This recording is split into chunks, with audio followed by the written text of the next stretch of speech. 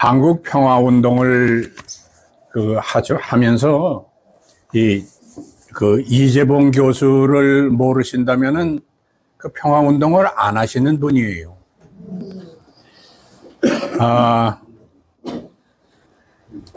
지금 사태가 급박하게 돌아간다고 하는 그런 이 정세 분석도 있습니다. 전 통일부 장관을 지내시고 원광대학의 총장을 지내신 정세현 그분의 말씀을 참고하면은 3월 달에 국지전이 있을지도 모른다 하는 그런 얘기도 나오고 있어요. 그래서 우리가 지금 힘든 형편인데 또 한국 윤석열 정권에서는 누굴 보냈느냐 하면은 정권에서 보냈겠죠.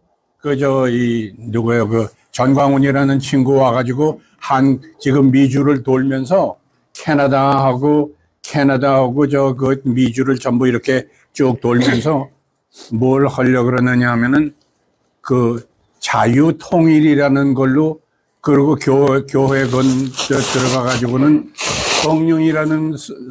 성령이라는 걸 팔면서 이 통일하고 어떻게 잘 이렇게 배합을 해가지고 이 장사를 벌리려고 지금 이미 시작을 했어요. 여러분께서 그렇게 아시고 이재봉 교수님 환영합니다. 예, thank you. 맞습니다. 예.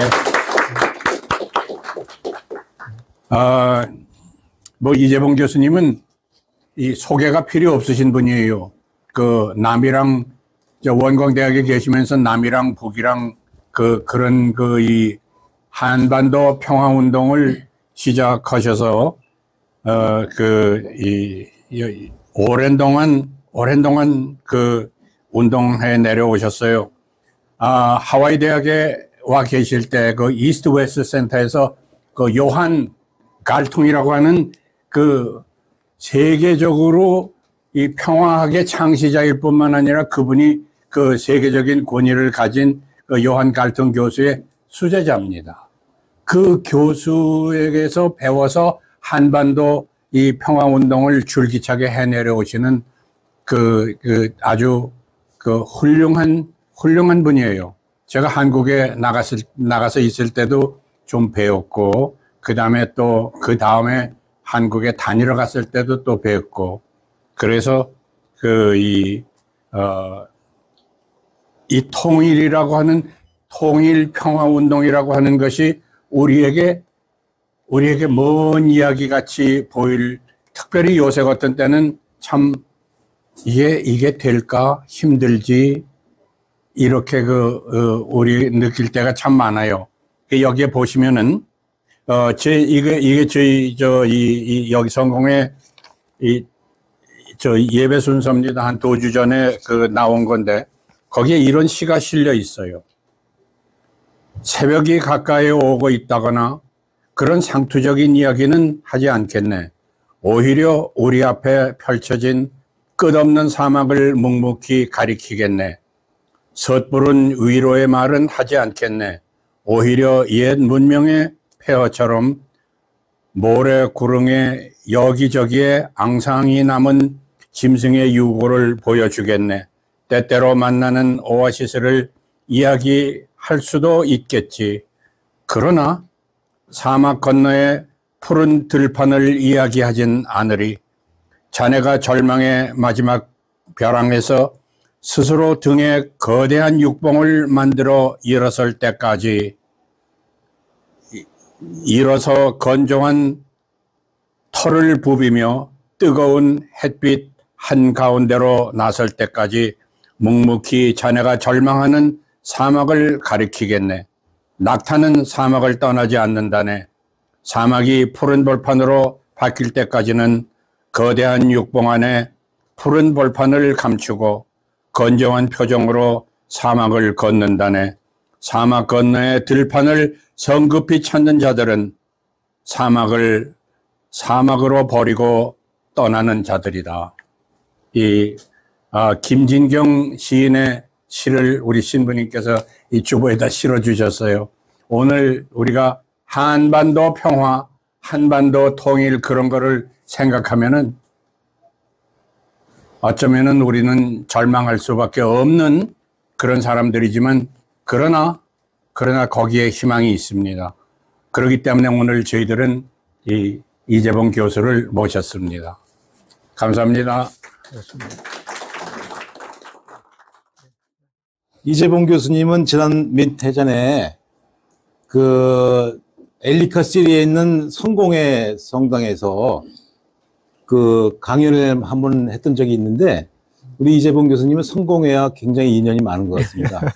그래서 우리 지난번에 그 성공회 엘리카 시리 성요한 성공회 교회에서 우리 이완홍 신부님 심호하시는 교회에서 강연을 했었습니다. 그래서 저는 이재봉 교수님의 강연을 아주 뜻깊게 들었는데요. 아주 알기 쉽게 또 뭐 이론이나 뭐 이런 걸 막 끌어대고 그러는 강연자가 아니고 실제적으로 우리한테 이해가 잘 되는 그런 예를 들어가면서 설명을 해 주셔서 제가 감명 깊게 들었던 기억이 아직도 새롭습니다. 1972년 7.4 공동선언을 저는 기억합니다. 그때 발표된 조국 통일의 3대 헌장, 자주, 평화통일, 민족 대단결, 이 세 가지 원칙이 여태까지 우리의 통일의 3대 원칙이 되고 있죠. 근데 사실은 그 3대 원칙에 대한 거론이 없이 뭐 통일은 대박이다. 무슨 뭐 통일의 그 대가가 너무 크니까 그냥 이대로 살자. 어떤 이런 통일을 저해하는 목소리만 많이 나오고 있습니다. 우리 6.15 공동선언 실천위원회가 꾸려진 지가 벌써 20년이 됩니다. 왜냐하면 6.15 선언이 나온 지가 23년째입니다, 올해가. 사실은 한 걸음도 접근하지 못하고 최근에는 아주 심각한 대치 상황으로 가고 있습니다. 이런 마당에 우리가 통일운동을 어떻게 해야 되는가? 사실은 첫 번째 원칙인 자주 문제에 대해서도 접근을 못하죠. 제가 얼마 전에 북조선 공화국 대표부를 접견하는 자리에 갔었는데요. 제가 그런 질문을 던졌어요. 이 자주에 대해서 어떻게 생각하시느냐. 근데 그분이 그러시더라고요. 문재인 대통령과 김정은 위원장이 판문점에서 만나가지고 성명서를 냈습니다. 그런데 그 성명서를 낸 거를 영문으로 번역해가지고 유엔에다 상정하려고 유엔에 상정해가지고 거기서 처리가 돼야지 효력을 갖거든요. 그래서 그거를 남쪽 정부에다 보냈답니다. 근데 한 달이 지나도록 답이 없더래요. 그래서 어떻게 된 거냐?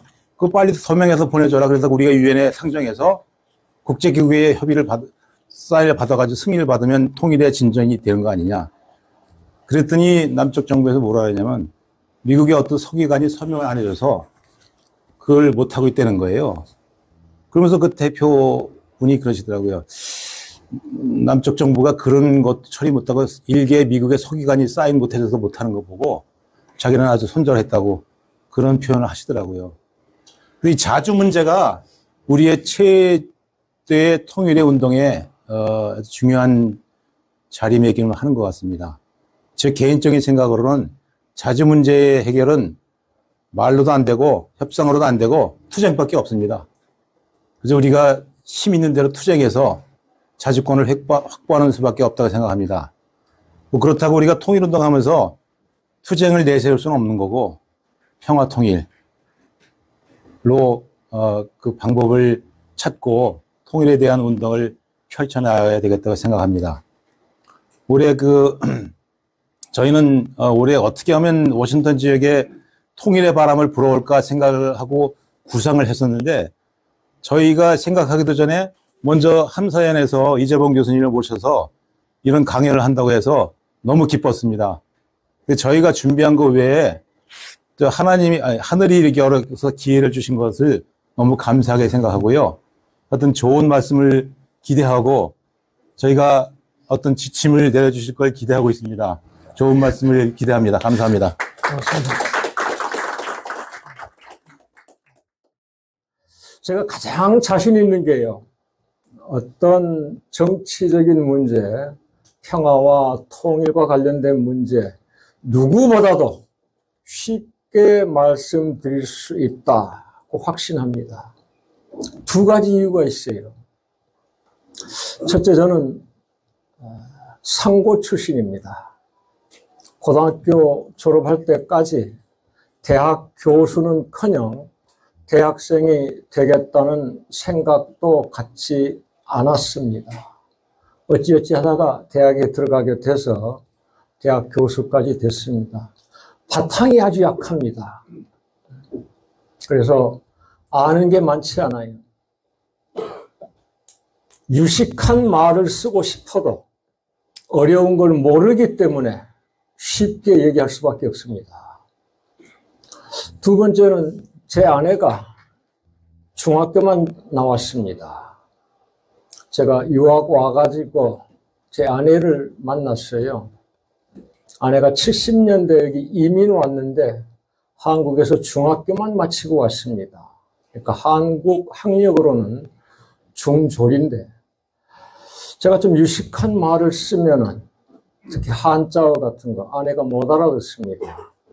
아내도 못 알아듣는 말을 누구한테 할 수 있겠는가. 제가 글을 쓰면은 가장 먼저 제 1독자가 아내인데 이게 무슨 뜻이야? 이게 무슨 말이야? 하면 좀 더 고쳐야 됩니다. 그래서 제 학식이 상고 출신으로 아주 박약한 데다가 제 아내는 중졸 수준이기 때문에 어려운 말 쓰고 싶어도 못합니다. 이만하면 됐죠? 네. 두 번째, 함석헌 선생님의 가장 큰 가르침은 저에게 비폭력입니다. 제가 함석헌 학회 회장 좀 지냈습니다만은 함석헌 선생과 인연을 맺게 된 계기가 그분이 65년 사상계에 쓴 비폭력 혁명이라야만 산다. 그래서 그 비폭력에 꽂혔습니다. 아까 신대식 선생님, 그래서 목사님으로 통하는가요? 이제 목사님이라는 호칭보다 선생님이라는 호칭을 좋아하는데 하와이 대학에 있으면서 참 좋은 분들을 많이 만났습니다. 제 인생에 있어서 가장 값진 시기였습니다. 아주 유명하신 분들인데 이 세 분의 사랑을 제가 듬뿍 받았어요. 첫 번째는 마이클 하스, 국제정치학 교수입니다. 저를 그렇게 사랑해 주셨고요. 두 번째가 아까 선생님께서 말씀하신 요한 갈퉁, 평화학의 아버지 또는 평화학의 창시자라고 불리는 분입니다. 그분한테서 평화학을 공부했습니다. 세 번째가 글렌 페이지 선생님입니다. 한국 전쟁으로 아주 유명한 분이죠. 그분한테서 비폭력 사상을 공부했습니다. 그래서 글렌 페이지 교수한테 배운 비폭력 정치학과 함석헌 선생의 가르침인 비폭력 혁명, 이것이 저에게 큰 가르침을 주어서 지금까지 비폭력, 평화를 주제로 공부하고 운동해 왔습니다. 아까 선생님께서 소개하셨던 남이랑 북이랑 얘기하셨어요. 1999년부터 제가 소박하게나마 통일운동을 시작했습니다. 그 계기가 1차 서해교전입니다. 다들 기억하고 계시죠? 1999년 6월이었습니다. 북쪽 배가 NLL 이남으로 내려왔어요. 많은 분들이 NLL에 대해서 오해를 하고 계십니다. 말 그대로 Northern Limit Line, 우리말로 북방 한계선이죠. 우리 남쪽의 배가 북쪽으로 올라가면 안 되는 선이 NLL인데 우리는 잘못 알고 있어요. 북쪽 배가 내려오면 안 되는 선으로. 잘못됐죠. 북쪽 배가 더 이상 내려오면 안 되는 선이라면 남방 한계선이죠. 그런데 1950년대 한국전쟁 휴전으로 끝나면서 미군이 일방적으로 그은 선입니다. 그때는 해군력이 우리 남쪽이 강했기 때문에 이승만 정부에서 북진 통일을 끊임없이 외쳤어요. 그래서 군인들을 다그쳤습니다. 왜 북쪽으로 올라가지 않느냐고. 그래서 유엔에서 미군이 우리 남쪽 배가 북쪽으로 올라가 가지고 전쟁이 일어나지 않도록 하기 위해서 북방 한계선을 그은 겁니다. 99년 6월에 북쪽 배가 NLL 이남으로 내려오니까 남쪽 배가 출동했습니다. 김대중 정부 때였어요. 그래서 될수록 충돌을 피하라고 총을 쏘지 않았습니다. 그래서 남쪽 배가 가서 그냥 부딪혀 버렸습니다. 총을 쏘지 않는 대신에 북쪽 배가 가라앉아 버렸어요. 거기에 타고 있던 30-40명 북쪽 젊은이들이 전부 다 물에 빠져 죽었습니다. 우리 남쪽에서 난리가 났습니다. 난리가 아니죠. 환호성이었습니다. 우리가 이겼다 이거예요. 모든 신문 일면 하단에 대문짝만한 광고가 났습니다. 전 국민이 애창할 수 있는 승전가 가사를 현상 공모한다는 것이었습니다. 제가 그야말로 평이한 말로 하라니까 뚜껑이 열려버렸습니다.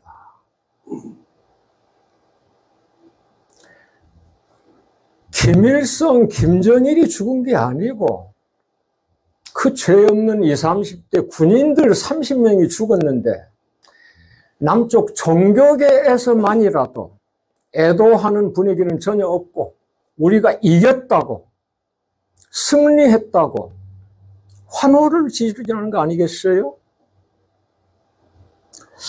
만에 하나 이게 국지전으로 끝났기 때문에 이 정도지. 이게 전면전으로 치닫게 된다면 얼마나 끔찍한 일이 벌어지게 될까 그 생각을 한 겁니다. 그래서 우리가 북쪽 젊은이들이 30명 물에 빠져 죽었는데 그것을 애도하기는커녕 환호한다는 것은 우리가 그만큼 북한에 대한 적대감, 원한이 크기 때문이 아닌가. 그럼 왜 이런 원한과 적대감이 커져 있고 이것이 가라앉지 않고 있을까? 북한에 대한 왜곡, 편견 때문이라고 결론 지었습니다. 그래서 그때부터 남이랑 북이랑 더불어 살기 위한 통일운동을 시작한 겁니다. 남이랑 북이랑 참 정겹지요? 지금 박하식 선생 책 아까 누가 소개했었는데요. 박하식 선생 그 책 제목을 제가 붙였습니다. 안보에서 평화로. 안보는 박하식 선생 얘기가 하나만 죽는 거다. 다른 한쪽은 죽이는 거다 이거예요. 근데 평화는 둘이 같이 사는 거다. 제가 추구했던 운동이 바로 그거거든요. 남쪽이 북쪽을 죽이거나 북쪽이 남쪽을 없애는 게 아니라 남이랑 북이랑 더불어 살자. 그러기 위해서는 북한에 대한 편견과 왜곡을 없애자. 그래서 오늘 제가 드리고 싶은 말씀도 북한에 대한 왜곡, 편견에서 시작하겠습니다. 두 번째는 그 왜곡 못지않게 선생님들께서 살고 계시는 미국에 대한 오해가 상당하리라 생각합니다. 우리가 북한과 미국을 비교해 놓고 보면 북한은 아주 호전적인 나라입니다. 미국은 세계 평화를 지키는 나라고요. 저는 정반대라고 생각합니다. 미국처럼 세계 역사상 호전적인 국가 없습니다. 미국처럼 전쟁 많이 한 나라 없습니다. 미국처럼 전쟁 좋아하는 나라 없습니다. 미국처럼 전쟁 잘하는 나라 없습니다. 이따가 구체적인 사례를 들어가면서 또 오늘 카터 대통령까지 한 말인데요. 말씀드리겠습니다. 우선 북한에 대한 왜곡과 편견이요. 가장 대표적으로 북한 핵미사일입니다. 바로 이것 때문에 한반도 전쟁 위기가 커지고 있습니다. 당장 이번에 취임한 윤석열 정권에서 북한 핵무기 미사일 개발에 대해 전쟁 불사, 원점 타격, 선제 공격 또는 남한 핵 무장 이런 이야기를 쏟아내고 있습니다.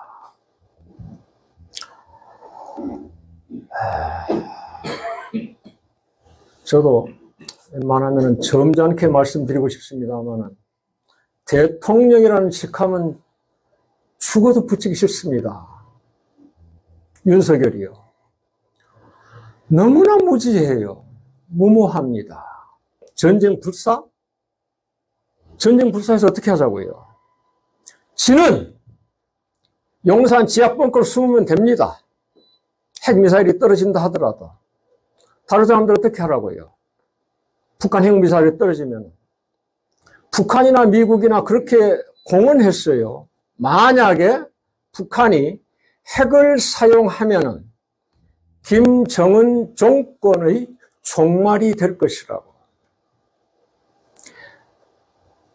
핵을 사용하지 못하도록 김정은 목을 치고 정권을 없애버리고 그냥 지도에서 그 나라를 아예 없애버린다. 그럼 얘기가 됩니다. 근데 핵을 사용하면 그랬어요. 핵무기가 떨어진 다음에 무슨 소용이 있어요? 만약에 핵무기가 서울에 떨어진다면 어떻게 될까요? 서울은 우리 남한에서 면적상 1%밖에 되질 않습니다. 하지만 너무나 기형적이에요. 인구 5분의 1이 살고 있습니다. 최소한. 남쪽 인구가 5천만인데 1,000만 명 안팎이 남한에 산단 말이에요. 그러한 서울에 핵미사일이 떨어진다고 한번 생각해 보세요. 핵미사일이 떨어진 뒤에 정권을 없애버리겠다고 하니까요. 핵미사일을 막겠다고 THAAD, 그러니까 고고도 미사일 방어 체계를 성주에 설치해 놓고 그것을 보강하겠다고 합니다. THAAD 하레비가 와도 북한 핵미사일 막지 못합니다. 제가 선생님들께 미사일에 대해서 아주 평이하게 쉽게 말씀드리겠습니다. 미사일은 크게 두 가지가 있어요. 날아가는 종류에 따라서 순항 미사일과 탄도 미사일입니다. 선생님들 미국에 계시니까 영어로 하면은 크루즈 미사일하고 발리스틱 미사일이라고 하는 거죠. 크루즈는 쉽게 그냥 순하게 날아간다는 겁니다. 이건 제트기예요. 그러니까 말은 미사일인데 그냥 군용 제트기입니다. 시속 기껏해야만 1, 2마일 정도예요. 마하로 치자는데 보통 이제 마하가 음속을 나타내는 거잖아요. 1마하가 1224km입니다. 24 복잡하니까 그냥 1200km예요. 그 마하 1.5면은 1800km입니다. 민간 항공 비행기가 보통 시속 1000km로 날아가는데 전투기, 크루즈 미사일 같으면 한 1800km, 한 2배 정도, 그러니까 2000km 안팎으로 날아간다고 생각하시면 됩니다. 비행기니까 바로 위에 떠가는 거예요. 그게 크루즈 미사일이에요. 그래서 유엔이나 미국이 제재하는 게 탄도 미사일입니다. 발리스틱 미사일이라고 합니다. 이건 이제 커다란 무기를 싣고 높이 올라갔다가 멀리 나가는 겁니다. 북한이 얼마 전에 개발했다는 ICBM, Intercontinental Ballistic Missile, 그래 대륙간 탄도 미사일이라고 하죠. 미사일은 거리에 따라서 단거리, 중거리, 장거리. 이제 장거리 중에서도 태평양이나 대서양 건너서 10,000km 이상 날아갈 수 있는 거, 이거를 대륙간 탄도 미사일이라고 합니다. 미사일 속도가 있어요. 보통 미사일이면은 5마하 안팎으로 날아갑니다. 5마하면은 1200 곱하면 시속 6000km입니다. 선생님들이 타고 다니시는 차가 시속 100km 안팎일 테니까 고속도로에서 그 속도 한번 비교해 보세요. 선생님들 타고 다니시는 비행기가 국내에서는 아마 800, 900, 국제에서는 1000, 1200 될 테니까 그 속도 한번 비교해 보시기 바랍니다. 쉽죠? 선생님, 네. 평이하게. 네. 그래서 이게 5마일이 넘어가면은 이것을 초음속이라고 합니다. 그냥 음속은 뭐 1마, 2마하고 초음속은 이제 5마. 여기 이제 극초음속은 10마하 이상입니다. 10마하면은 시속 12,000km예요. 얼마 전에 북한에서 개발했던 건 마하 15를 기록한답니다. 마하 15면은 시속 18,000km입니다. 그럼 이제 한반도에서 미사일이 사용된다면은 미국까지 날아오는 거야. 뭐 마하 15로 날아오지만은 한반도에서는 그게 아니겠죠. 마하 10 안팎. 그러니까 시속 1200km면은 분당 200km입니다. 서울에서 평양 거리가 200km 조금 넘습니다. 휴전선에서 평양 100km 안팎입니다. 우리나라 길어봐야, 선생님들, 무궁화 삼천리 아시죠? 애국가에. 무궁화 삼천리. 북쪽 끝에서 남쪽 끝까지 삼천리니까 1200km입니다. 그러니까 한반도 안에서는 중거리, 장거리 미사일 필요 없어요. 단거리 미사일이고, 단거리 미사일도 필요 없습니다. 서울 불바다로 만들려면. 대포면 충분해요. 좀 유식한 말로 이제 장사정포라고 합니다. 멀리 날아가는 대포. 200km까지 충분히 날아가니까요. 휴전선에서 서울 100km 안 되잖아요. 어떻게 막겠어요? 대포 쏘면은. 그럼 미사일로 쏘면은.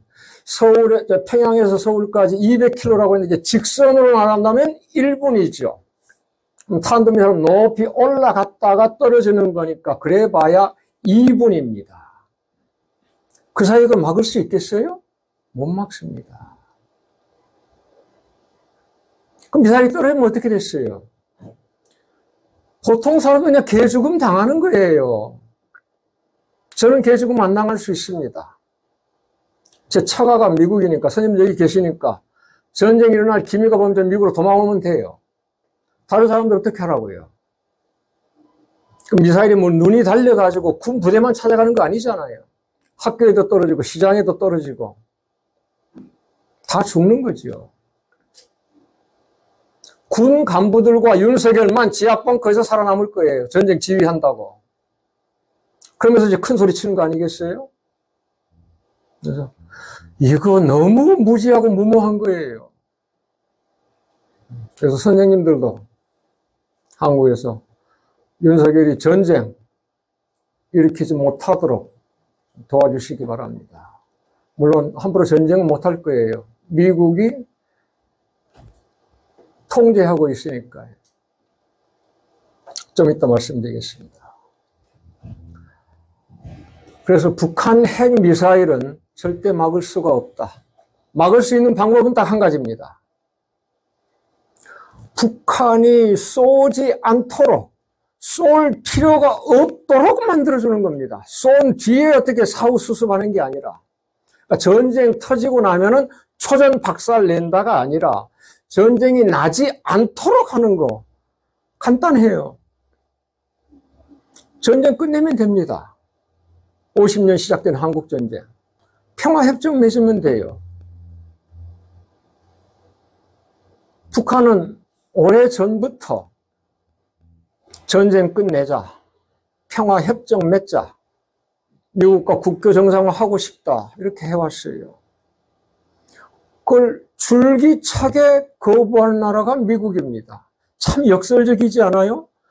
우리가 그렇게 호전적이라고 생각하는 북한은 오래전부터 전쟁 끝내자, 평화협정 맺자 그러고 세계 평화를 지킨다는 미국은 반대하고 윤석열이 지금 미국 앞잡이 역할을 하고 있는 겁니다. 미국이 반대하니까 지도 반대한다는 거예요. 문재인 대통령은 그래도 미국에 워낙 눈치를 많이 봤지만 종전만큼은 앞장섰어요.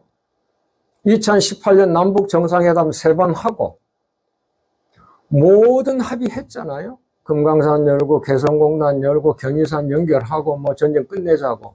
그래서 2019년부터 선생님들 다 기억하시겠지만은 매년 3년간 유엔에 왔습니다. 종전선언을 제안했어요.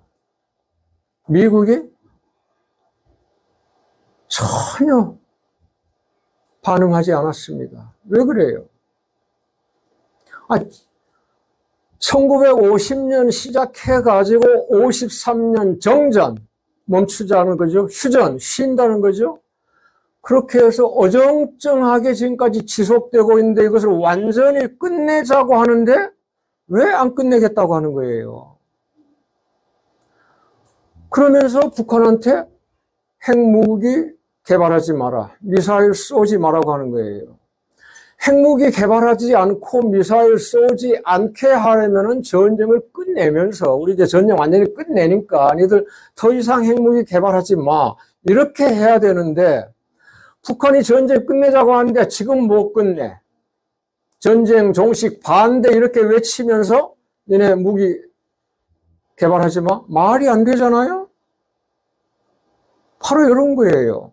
이거에 대해서 한번 생각해 보셨어요, 선생님들? 북한이 호전적이라고 하는 이유가 또 있습니다. 군사비를 많이 쓴다는 거예요. 선생님도 많이 들어보셨을 거예요. 얼마 전에도 신문 소 제목으로 나온 것 같은데요. 북한은 GDP의 10% 또는 15%, 국무부에서는 뭐 그렇게 평가한다고 해요. 20% 안팎을 국방비로 쓴다. 아, 이건 미친 짓입니다. 전시도 아니고 평상시에 GDP 10% 이상을 국방비로 쓴다? 세상에 이런 미친 나라가 어디 있어요? 그럼 북한이 왜 저렇게 미친 짓을 하는가, 이걸 우리가 알아야 됩니다. 우리 남한 3% 안팎밖에 쓰질 않습니다. 그러니까 우리 남한은 GDP 3%를 국방비로 쓰는데 북한은 15% 안팎을 쓰니까 우리보다 5배를 더 쓴다는 거 아니겠어요? 여기에 함정이 있습니다. 미국은 3.5%밖에 안 씁니다.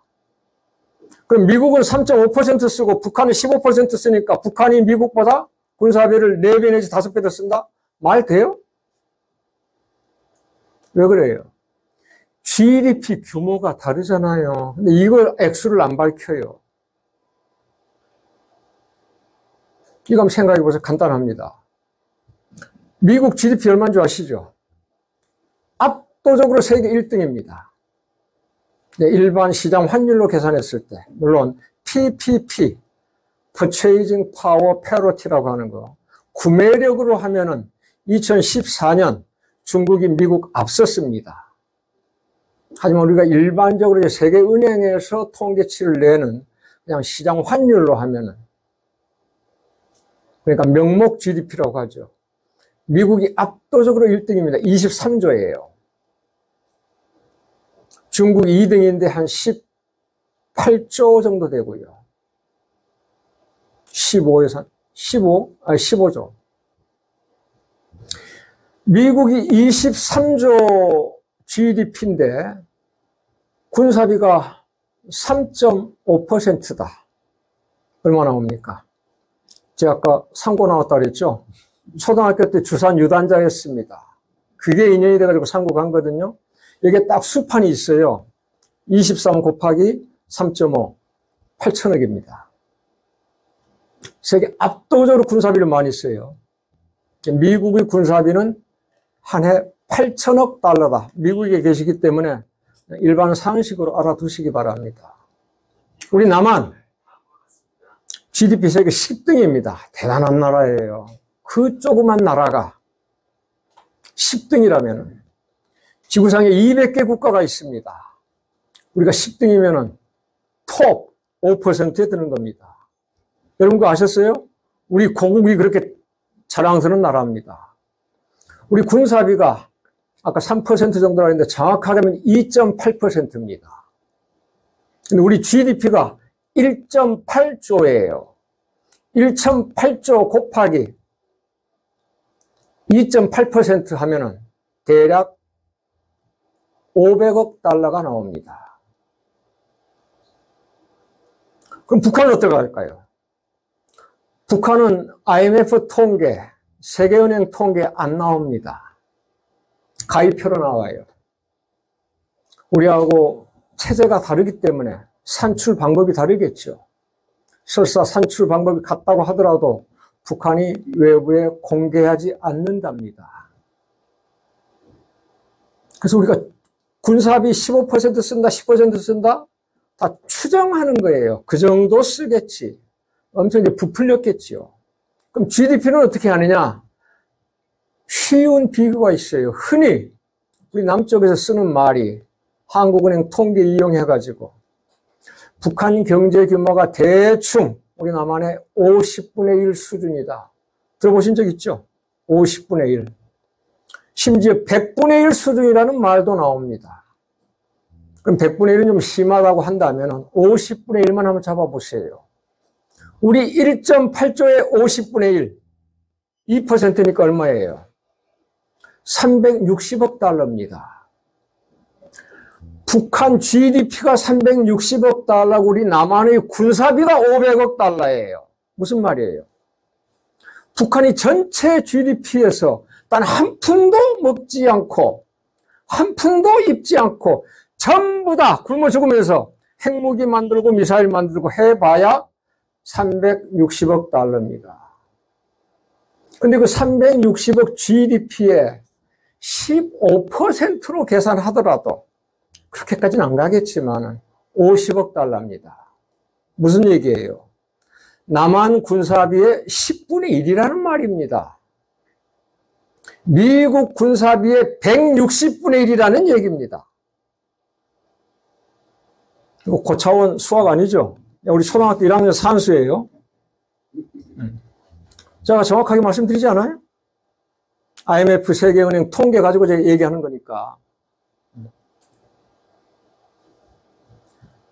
남한은 북한은 미국과 우리 남한을 상대하고 있습니다. 미군이 남한에 있잖아요. 자기네보다 군사비를 10배나 쓰는 남한, 자기보다 군사비를 160배나 쓰는 미국을 동시에 상대하고 있어요. 재래식 군비 경쟁 할 수 있을까요? 안 되지요. 천문학적으로 한다 하더라고요. 우리 남한은 세계에서 사우디아라비아가 경쟁합니다. 미국 최신식 무기 많이 구입하는 것으로. 이런 나라를 상대로 어떻게 재래식 군비 경쟁하겠어요? 선생님들께서 북한의 지도자다, 군 간부다, 또는 그냥 일반 인민이다 하면 어떻게 하시겠어요? 두 번째요. 우리 남한과 미국은 1년에 수십 번 연합 군사훈련을 실시합니다. 신문에 보도되는 건 아주 거대한 큰 규모만 나오는 겁니다. 그런 게 1년에 한 서너 차례가 되는 거죠. 신문에 보도되지 않은 각종 남한과 미국의 연합 군사훈련 최소한 수십 번이에요. 100단위까지 안 가더라도. 북한, 중국 군대나 러시아 군대 끌려들어가지고 연합 군사훈련 단 한 번도 하지 않습니다. 비교가 됩니까? 우리 남한에는 세계 최강 미군 28,000명 있습니다. 북한에는 중국군 또는 러시아군 한 명도 없습니다. 우리 남한은 세계 최강 미국의 핵우산을 받고 있습니다. 핵우산 많이 들어보셨을 텐데요. 만약에 우리 남한이 북한이든 중국이든 러시아든 다른 나라로부터 핵무기 공격을 받으면 미국이 핵 없는 우리를 대신해서 핵무기로 보복해 준다는 겁니다. 그게 핵우산이라고 하는 겁니다. 뉴클리어 엄브렐라. 그러니까 우리는 공격용 핵무기는 가지고 있지 않아도 방어용 핵무기는 가지고 있는 셈입니다. 미국의 핵우산을 받고 있으니까요. 북한, 중국이나 러시아 핵우산 받지 않습니다. 이제 비교가 됐는가요? 국방비, 미군, 그 다음에 핵우산, 이런 거. 이러한 상황에서 북한이 핵무기하고 미사일 개발하지 않으면 어떻게 살아남을까요? 만에 하나 북한에 핵무기가 없다면 벌써 죽었지요. 이라크가 2003년 미국 침공 받았듯이. 저는 북한의 핵무기 미사일 정당 방어하자는 거 아닙니다. 북한에 대한 왜곡과 편견을 깨자는 거예요. 왜 저 새끼들이 핵무기 개발을 멈추지 않는가? 제대로 알고 욕하자는 겁니다. 미국에 대한 오해는 더 심합니다. 선생님들 살고 계시는 미국. 저도 미국이 좋아서 유학 왔고, 미국 아니었으면 저 박사 못 됐을 겁니다. 엄청난 혜택 받았습니다. 참 고마운 나라예요. 문제가 있습니다. 그리고 이중성이라는 거. 저보다 더 아주 익살스럽게 유머러스하게 이야기한 사람이 있어요. 선생님들 지금 저 스마트폰 가지고 계시는데 카를로스 푸엔테스 한번 찾아보시기 바랍니다. 멕시코 출신 작가입니다. 외교관이기도 합니다. 하버드 프린스턴 대에서 강의를 한 사람입니다. 그 사람이 미국 대사관에 있을 때 텍사스에서 강의를 하는데 제가 거기 어떻게 참석하게 됐어요. 미국을 표현했는데 참 재밌더라고요. The United States is democracy within, imperialism without. 미국이 안으로는 민주주의지만 밖으로는 제국주의다. 더 재밌는 표현이요.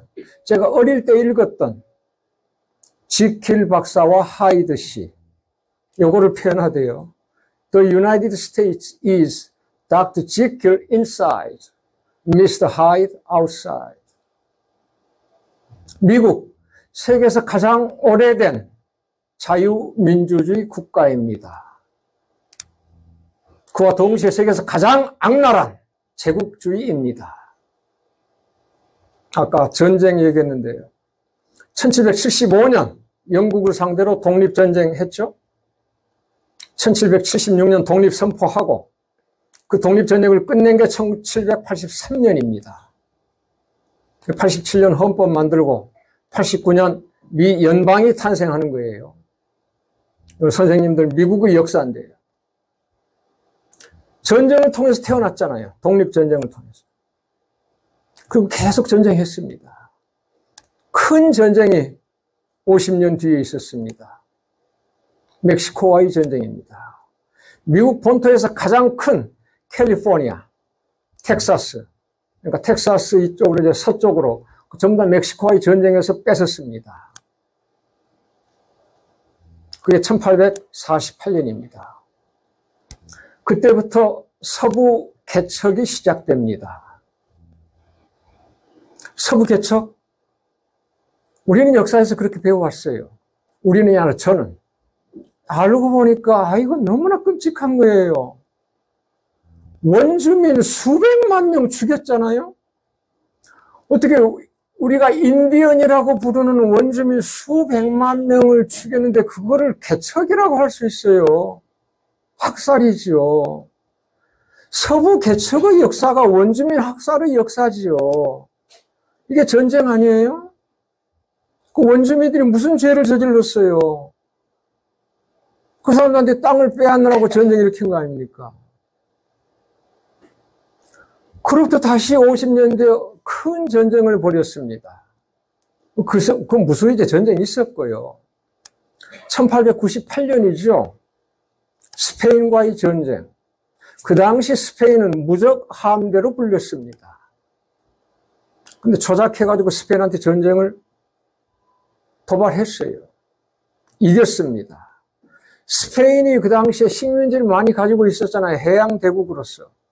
바로 플로리다 밑에 있는 큐바, 그리고 푸에르토리코, 괌, 필리핀, 이걸 전부 다 뺏었잖아요. 그러니까 스페인의 식민지가 미국의 식민지로 바뀐 거예요. 그때부터 미국이 제국으로 등장한 겁니다. 아시아까지 나왔잖아요. 필리핀의 식민지 50년 동안 통치하면서. 그래서 그 경험으로 우리 한반도를 50년 동안 신탁 통치하겠다고 했던 거예요. 여기가 조금 얘기가 달라지는데 우리는 역사 왜곡도 엄청나게 심하게 받았거든요. 1945년 12월 모스크바 3상회의에서 미국은 즉시 독립을 원하는데 소련이 5년간 신탁 통치를 주장해가지고 우리가 반수호 반탁 운동을 벌였다고. 얼마나 잘못된 왜곡이에요.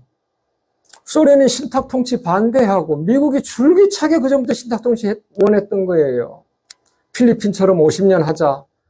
그리고 50년이 길다면 한 20년, 30년만 하자.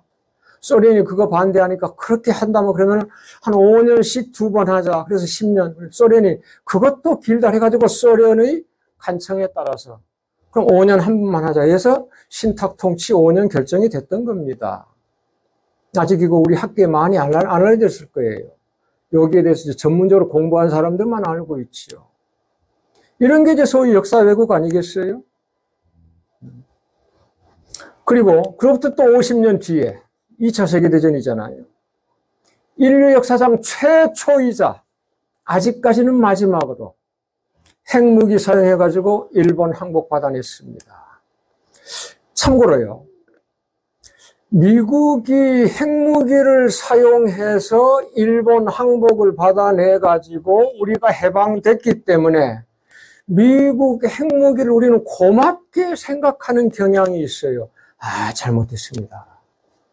만약에 미국 핵무기가 일본 천황을 죽이고 일본 군부 지도자들을 죽였다면 오케이. 누가 죽었어요?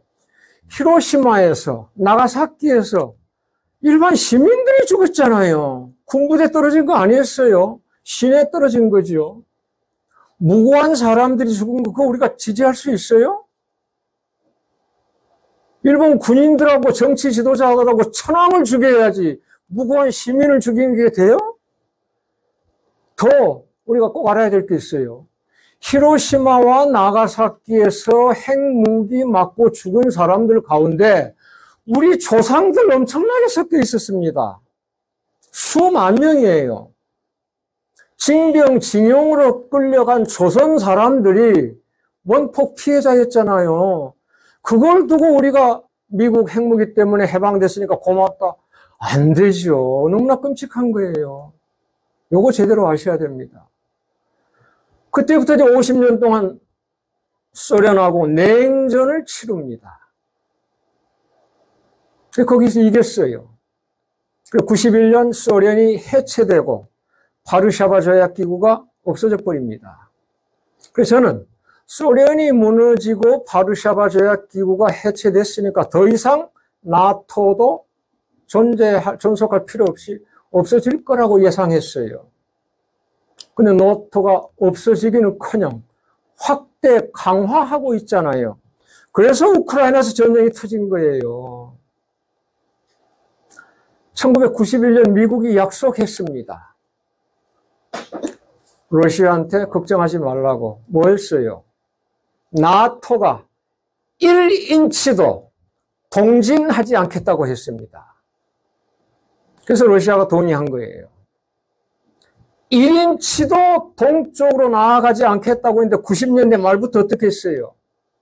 과거 소련의 맹방이었던 헝가리, 폴란드, 체코 이런 나라 나토로 편입을 했잖아요. 2000년대 들어와서는요. 과거 소련의 맹방뿐만 아니라 소련의 일부였던 조지아까지 나토로 편입하려다가 조지아에서 그루지아 전쟁이 터지지 않았어요? 그리고 우크라이나까지 나토로 편입하려다가 전쟁이 터진 거고요. 근데 우리 언론이 참 잘못됐다는 것은 우크라이나에서의 전쟁이 왜 터졌는가는 보도되지 않아요. 선생님들도 아이고 올해 가스비가 2배나 나왔어? 그러신 분들 계시죠? 푸틴 저 새끼 때문에 그런다고. 맞아요. 푸틴 욕 먹어야 됩니다. 전쟁 일으킨 놈이니까. 그냥 푸틴을 하여금 전쟁을 일으키게 한 게 누구예요? 미국 아니에요? 선생님도 혹시 주변에서 누가 싸우면은 누가 먼저 때렸어? 그렇게 해요? 왜 싸워? 그러잖아요. 왜? 왜가 가장 먼저 나오잖아요. 전쟁의 근본 원인이 뭐냐 이거예요. 그게 미국입니다. 미국의 호전적인 대외 정책. 러시아를 견제하기 위해서 계속 그런 거 아니에요. 그러니까 91년 소련이 무너졌지만 언제 러시아가 다시 힘을 길러가지고 미국에 대항할지 모르니까 계속 견제하자는 거 아니에요. 그게 나토란 말이에요. 그리고 이제 아시아에서는 중국이 급성장하고 있다. 중국을 견제하고 봉쇄하는데 미국의 모든 대외 정책 초점이 맞춰지는 거지요. 그래서 제가 중국 말씀드리기 전에 요거 하나 더 강조하고 싶습니다. 미국은 전쟁을 통해서 나라를 세우고, 전쟁을 통해서 영토를 확장하고, 전쟁을 통해서 패권을 잡고, 전쟁을 통해서 패권을 유지하고, 전쟁을 통해서 패권을 빼앗기지 않으려고 한다. 이건 제가 하는 말이에요. 근데 이거 통계가 있습니다. 미국 독립 1776년부터 지금 2023년 1월이니까 2022년까지 몇 년이에요? 247년. 그죠? 제 계산 빠르죠? 초등학교 때 유단자 했다니까요, 주사. 247년 동안 전쟁을 치르지 않는 해 20년 안팎입니다. 아시겠어요?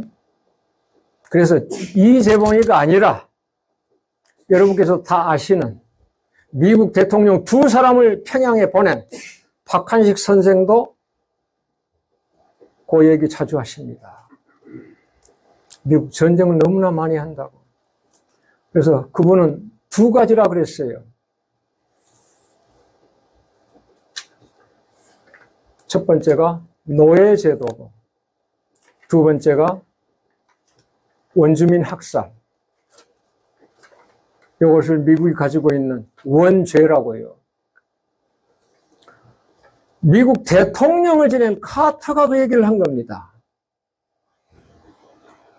미국 역사에서 220년 동안 전쟁을 치렀다고. 저 이런 말 함부로 하면 안 돼요. 국가보안법 강화되고 있는데 감옥에 끌려가겠죠. 그래서 저는 분명히 방어할 수 있는 확실한 자료가 있는 얘기만 합니다. 그리고 그 얘기를 쉽게 말씀드립니다. 그렇죠? 네. 인정하세요? 네. 그럼 박수 한번 쳐주셔야죠. 그리고 이 프로그램에서 이 사람들 좀 보내주셔야 돼요. 네.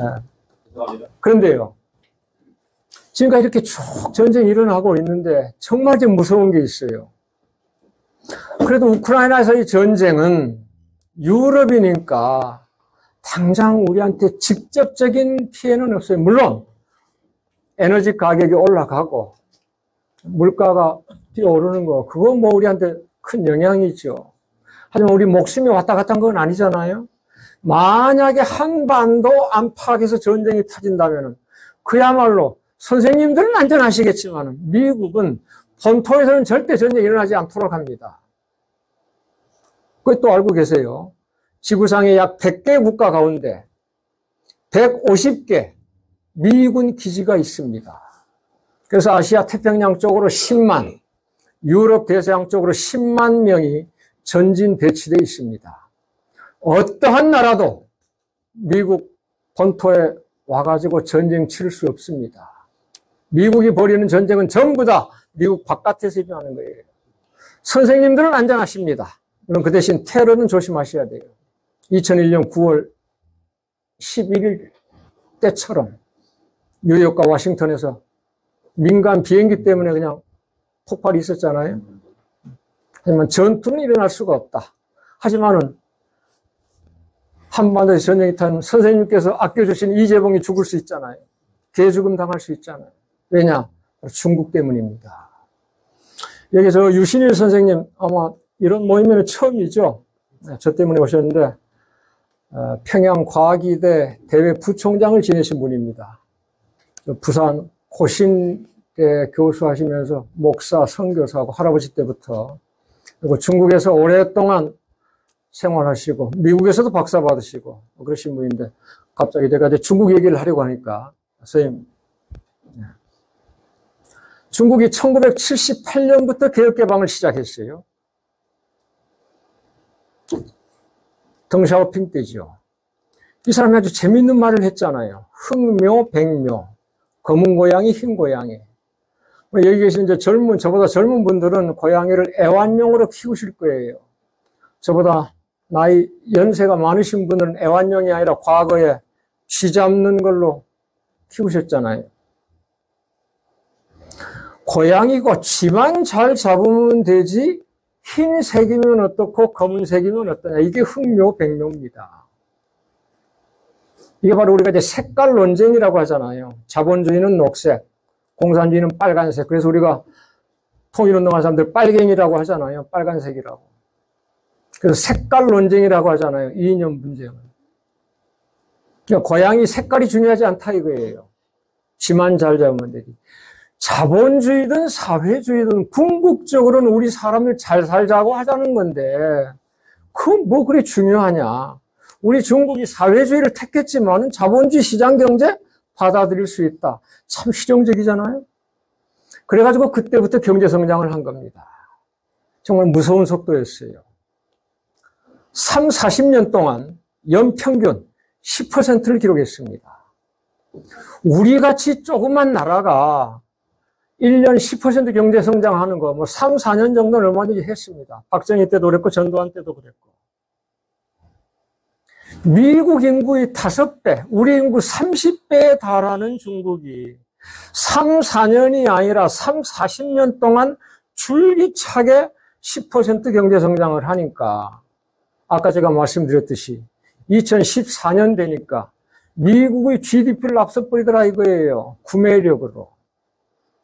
그래서 1991년 소련이 망하자마자 그때부터 중국을 견제하기 시작했습니다. 96년 일본과 안보조약을 다시 맺었어요. 중국을 겨냥해서. 97년 다시 맺고요. 요즘 일본이 평화헌법 고치려고 하고 있죠. 아까 GDP 대비 군사비 얘기했는데 독일이나 일본은 2차 세계대전 패전국으로서 GDP 1.1, 1.2%만 국방비로 쏘고 있습니다. 그런데 일본이 앞으로 4, 5년 안에 2% 그러니까 2배로 늘리겠다는 것 아니에요? 일본같이 거대한 경제국가가 2010년까지는 세계 2등이었어요. 2010년 이제 중국한테 추월당하고 지금은 세계 경제력 3등입니다. 그러한 GDP 규모의 국가가 1% 더 올린다? 어마어마한 거죠.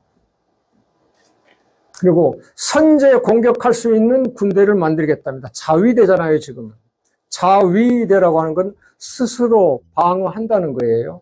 그러니까 남들이 침략하면은 막는다. 그런 건데, 그게 아니라 이제 나는 먼저 공격하겠다는 것 아니에요? 자기네들한테 공격할 조짐이 보인다면은.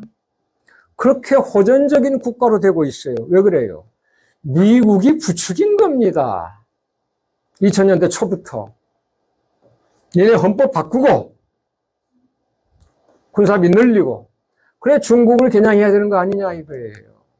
그래서 97년 미일 안보 공동선언 개정 내용이 일본 근해에서 무력 충돌 빚어지면은 일본 자위대가 출동할 수 있다. 이거. 일본 근해가 어디예요? 그게 바로 중국해예요. 그러니까 중국을 염두에 둔 겁니다. 미국과 중국이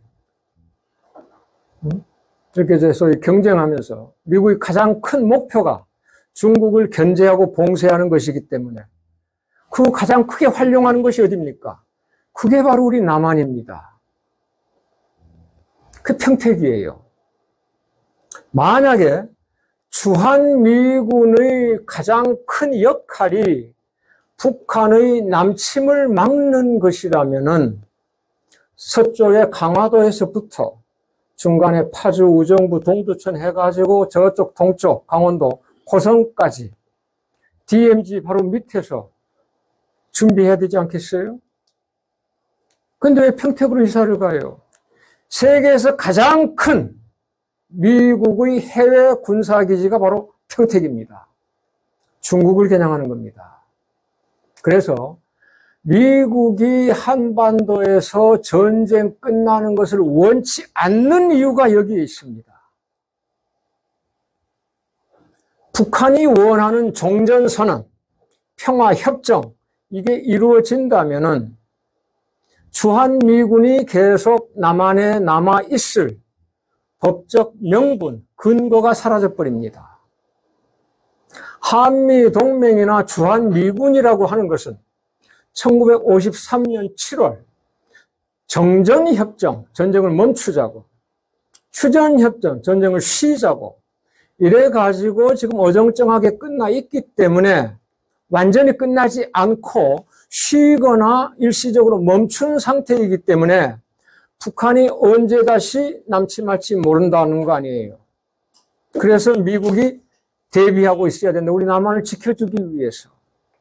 우리한테 참 고마운 나라죠. 근데 그것은 1990년대 초 이미 끝났습니다. 소련이 붕괴되면서. 그래서 중국을 견제하는 게 가장 큰 임무라고 했잖아요. 그러니까 북한하고 미국하고 종전하고 평화협정 맺으면은 주한미군이 나가야 되는데 주한미군이 나가게 되면은 중국을 견제하고 봉쇄하는데 커다란 구멍이 뚫려버리는 거죠. 평택 기지를 놔두고. 그래서 거꾸로 중국을 견제하기 위해서, 봉쇄하기 위해서는 주한미군이 유지돼야 되고 10년, 20년, 30년. 한미동맹이 강화돼야 됩니다. 그러기 위해서는 그 명분, 북한이 계속 주적으로 남아가지고 자꾸 남한 상대로, 미국 상대로 도발해줘야 됩니다. 그래서 북한이 핵무기, 미사일 폐기하는 거 미국 원치 않습니다. 박한식 선생님도 그 얘기를 하고 있어요. 5분 정도 시간. 네, 그러니까 그냥 빨리 끝내라고 하지 물 주시면서 그냥 끝내세요. 미국과 중국 사이에 지금 전쟁은 이미 시작됐습니다. 여러분 잘 알고 계시죠? 처음이 무역전쟁입니다. 이거 금세 끝나지 않을 겁니다. 미국이 중국한테 기록하는 무역 적자가 최근 5년치 평균 3,500억 달러입니다. 중국을 뺀 미국의 무역 상대국, 위에 캐나다, 아래로 멕시코, 유럽의 독일, 아시아, 일본, 4개 나라 합쳐가지고 미국 적자 그 절반밖에 되질 않습니다. 우리한테 150억 달러 적자를 보는데 그게 많다고 트럼프 때 한미 FTA 다시 협상하자고 했습니다. 그런 판인데 미국이 중국한테 3,500억 달러 적자를 본다? 관세 전쟁 안 할 수가 없지요. 그러니까 가장 피해를 본 나라가 어디냐? 바로 우리 한국입니다. 우리 한국한테 제1무역 상대국이 중국이고 2무역 상대국이 미국이거든요. 우리가 중국한테 반제품을 보내면 중국에서 완제품으로 바꿔가지고 미국에 보내는 구조란 말이에요. 그게 이제 타격을 받고 있어요. 두 번째가 기술 전쟁입니다. 아주 치열하게 전개되죠. 5세대 통신 이미 중국이 선점했습니다. 전 세계 5세대 통신 기지를 중국이 약 60% 가지고 있어요. 그래서 이제 미국이 매달리는 게 바로 칩워, 반도체 전쟁입니다. 미국이 반도체 설계 1인자입니다. 압도적으로. 그 반도체 소비, 재료, 이걸 만드는 게 일본입니다. 그래서 우리가 일본한테 뭘 사오기 때문에 65년 한일 국교 정상화 이후 지금까지 한 해도 그러지 않고 일본한테 연평균 200억 달러 적자를 봅니다. 반도체를 가장 많이 생산하는 나라가 바로 우리하고 대만입니다. 그래서 미국, 일본, 한국, 대만, 14 동맹을 맺자는 거 아니에요. 중국한테 공급을 제한하기 위해서. 그래서 이제 공급망이라고 하는 거죠. 당장 작년부터 나타나기 시작했습니다. 우리가 최근 5년간 무역 흑자가 연평균 500억 달러였습니다. 작년에 처음으로 적자를 기록했어요. 500억 달러 흑자를 보다가 400억 달러 적자였습니다. 그러니까 900억 달러가 떨어져 버린 거예요. 물론 우크라이나에서 전쟁 때문에 우리가 많이 수입하는 에너지 가격 오른 탓도 있지만은 반도체 수출을 못했잖아요. 우리 수출의 20%가 반도체입니다. 그 반도체 60%가 중국으로 나갑니다. 미국이 우리한테 뭐 유예 기간을 준다고 하는데 얼마나 될지 모르겠어요. 이미 우리 지금 경제 불이 켜졌습니다. 앞으로 우리 한국 경제가 어려워질 것 같아요. 지금까지 줄기차게 500억 달러 흑자를 봤는데 앞으로 이제 계속 적자를 보지 않을까. 더 위험한 게 영해 전쟁입니다. 미국은 좌우 양쪽, 여기 뉴욕에서는 이제 대서양, 저쪽 서부에서는 태평양, 세계에서 가장 큰 두 개 바다를 끼고 있어요. 미국 땅덩어리와 비슷한 규모를 가진 중국은 바다가 다 막혀 있습니다. 육지로 15개 나라고 국경을 접하고 있어요. 동쪽으로 나가려고 하니까 선생님들이 과거 부르신 동진화해, 또는 동중국해, 이스트 차이나 씨, 이로 나가려고 하니까 대만이 나오죠. 일본 오키나와 나오죠. 우리 한반도 나오죠. 막혀 있어요. 남쪽으로 내려오니까 남진화해, 남중국해, 왼쪽으로 필리핀, 오른쪽으로 베트남, 아래로 뉴질랜드, 오스트레일리아, 브루네이, 뭐 이렇게 쫙 막혀 있습니다. 그걸 지금 미국이 딱 틀어막는 거 아니에요. 그게 선생님들께서 과거 트럼프 정부 때 들었던, 오바마 정부 때 들었던 아시아 태평양 전략이고, 트럼프 정부 때부터 들어선 인도 태평양 전략이라고 하는 겁니다. 인도양에서 인도와 호주, 태평양 지역에서 미국과 일본, 이 4개의 나라가 쿼드, 사각 동맹을 이뤄가지고 중국을 견제하고 봉쇄한다는 거지요. 이런 사이에서 이제 또 하나 위험한 게 바로 이제 대만입니다. 5분이라고 했는데 5분만 더 주십시오. 네. 네. 이 대만 전쟁 꼭 말씀을 드려야 될 것 같아요. 자유롭게 하시면 되잖아요. 그렇게 시간을 그렇게 리미트하세요. 아니 5분이면 충분합니다. 네. 저 약속 지키겠습니다. 그렇잖아요. 선생님들께서 이것도 아마 오해하고 계실 거예요. 지금 미국이 지금 강조하고 있는 게 원 차이나 팔리시, 중국이 강조하고 있는 게, 그렇죠? 하나의 중국 원칙. 내용이 뭔지 아세요? 말 그대로 원 차이나예요. 뭐예요? 중국은 하나다. 그러니까 대만은 독립국이 아니다는 거예요. 여기 미국인가 제가 영어 한마디 더 하면은 타이완 is a part of China. 중국이 일방적으로 주장하는 거 아닙니다. 미국과 합의한 거예요. 얼마 전에 50년 됐습니다.